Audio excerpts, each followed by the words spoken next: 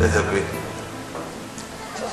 لكن من كل قلوبنا وباسم الكنيسة في شربين بنقدم خالص العزاء مش لأسرة سيادة المقدم أحمد حسين فقط، لكن لكل شعب شربين. راجل كان قمة الأمانة في عمله.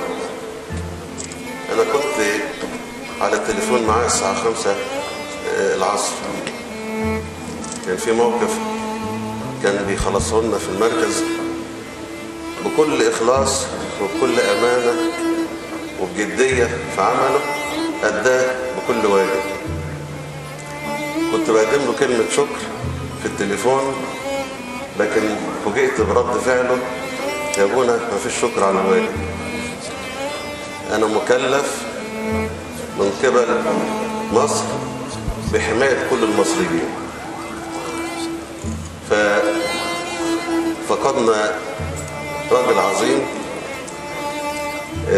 شهيد موجود دلوقتي في أحلى الأماكن. من كل قلوبنا بنقدم خالص العزاء لكل أهل شربين والأسرة المقدم أحمد حسين.